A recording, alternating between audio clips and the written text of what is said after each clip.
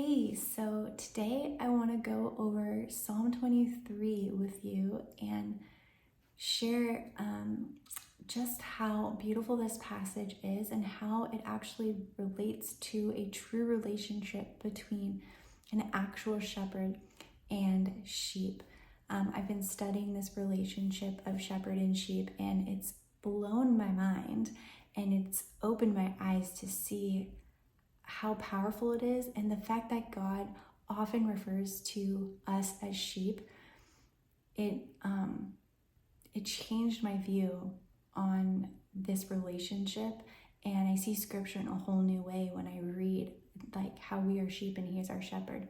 See, I don't know about you, but I've often heard that sheep are dumb animals, and then you hear how God compares us to sheep, and it's like, wow, God, do you really think we're dumb?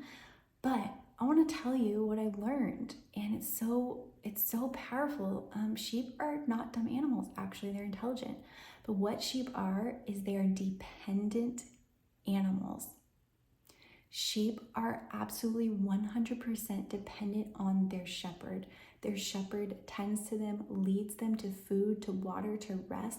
He guides them. He comforts, consoles them, and he protects and defends them. And sheep, they're easily frightened. And if they hear a voice of a stranger, they will run from it.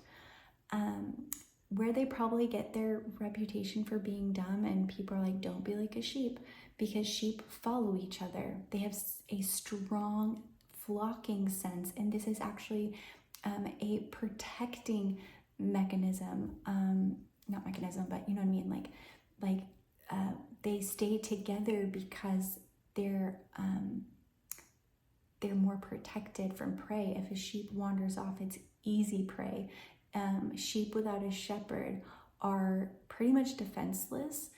They're vulnerable. They have no sense of direction. And isn't that so true of us? Without Jesus, we don't really have a sense of direction. Without Jesus, we are vulnerable to prey.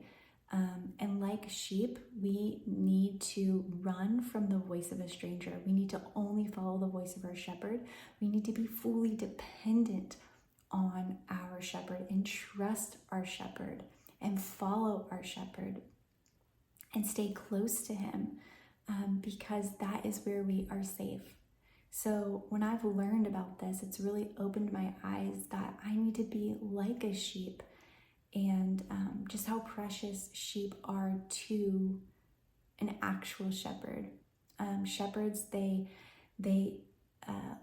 love their sheep. They have a bond with each of their sheep. They name each of their sheep, and they know each of them by name. They can tell if a sheep is missing, and they will go after and find that sheep. They will leave, right? They'll leave the 99 because those sheep are safe together, but that one sheep that is off by itself is super easy prey and vulnerable. Sheep without a shepherd, again, they'll follow each other, and they can follow each other to their death.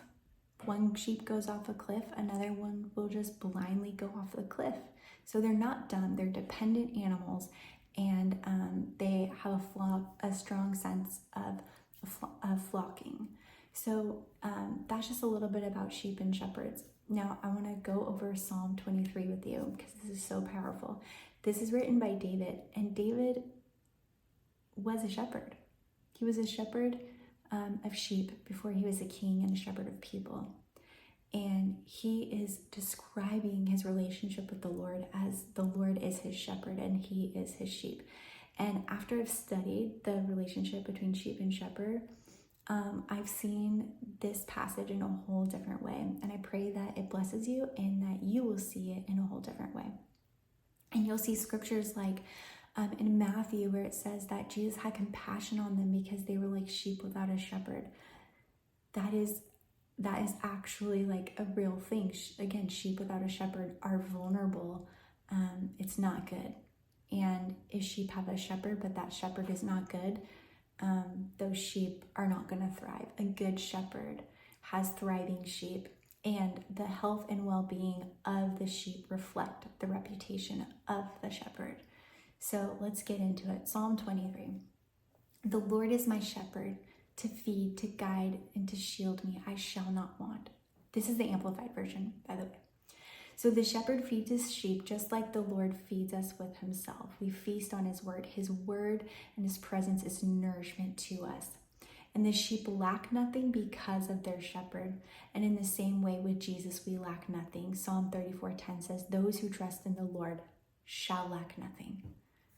He lets me lie down in green pastures. He leads me beside the still and quiet waters. He refreshes and restores my soul and my life. Again, sheep are easily scared. So the shepherd has to make them rest. He has to show them that this is a safe place to rest, and he has to make them rest. And they're also fearful of moving water. So he will find water and he'll either put rocks in it to make it more calm, or he'll lead them to a place where the water is still and quiet, and where they can drink and be refreshed. And in the same place, Jesus is our resting place. Matthew 11:28, he says, come to me all who are weary and heavy burdened, and I will give you rest. Do you know that resting is a sign of trusting? And resting in his presence brings refreshment.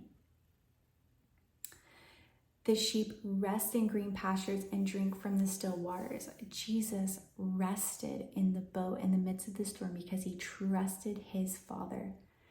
And you and I are invited into this same kind of relationship of trusting and resting, that no matter what's going around, we can have peace because we trust our good shepherd. He leads me in the paths of righteousness for his name's sake. Now, this one really was an eye-opener for me. Israel's terrain is rocky and mountainous, and there's these paths on the hill, on the mountain, that are actually called the paths of righteousness. Now, there's different interpretations that David is just talking about his relationship of him being a sheep and Lord being a shepherd. And then he's also going into like back and forth between his time as a shepherd and then his time as a king. So the paths of righteousness, they were paths alongside the hill that the shepherd knew were safe for the sheep to walk, and he would take them on these paths to lead them to the next place. And these paths were formed by other shepherds and their sheep.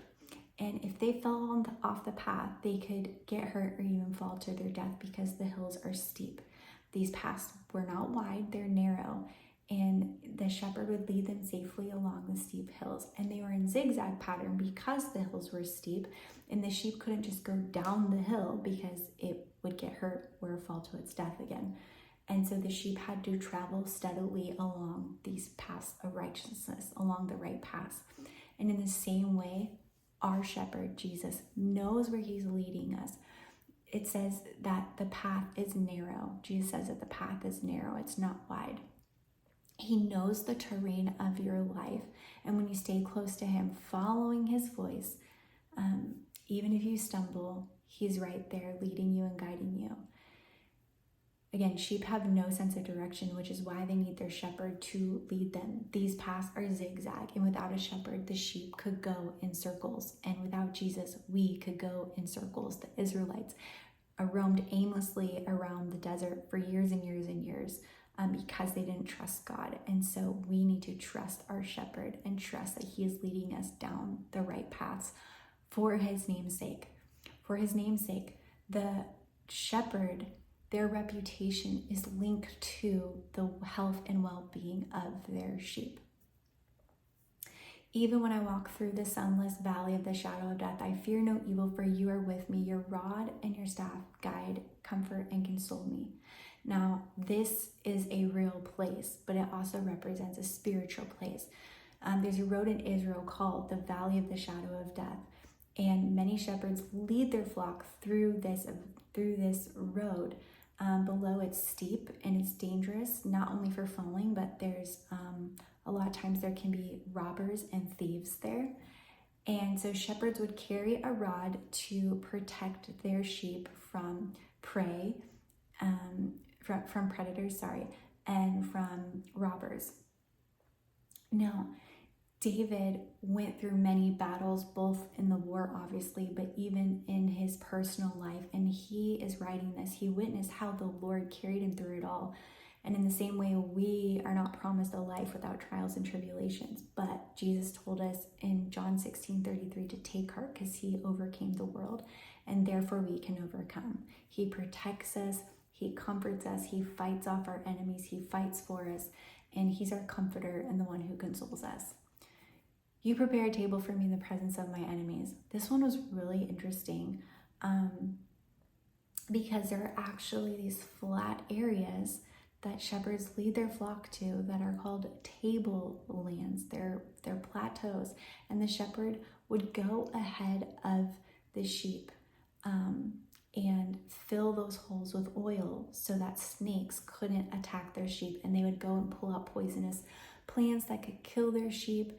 They would prepare this table, they would prepare this area for their sheep. And it says, you prepare a table for me in the presence of my enemies. You've anointed and refreshed my head with oil. My cup overflows. So then David also, he feasted in the presence of his enemies, like his father-in-law Saul. Jesus feasted in the presence of his enemies. And David's head was anointed with oil by Samuel before he became a king, when he was still a shepherd. And Christ is the anointed one. He anoints us. His oil brings us joy and it refreshes us. And then, surely goodness and mercy and unfailing love shall follow me all the days of my life, and I shall dwell forever throughout all my days in the house and in the presence of the Lord. The Lord is forever pursuing you with his love, with his goodness, and his mercy. And his presence is where we want to dwell forever. And we are the dwelling place. We are the temple of the Holy Spirit. So that is a quick overview of Psalm 23 as it relates to an actual relationship between a shepherd and his sheep. And I pray that this blessed you, and I pray that it opened your eyes. And so I'll see you next time.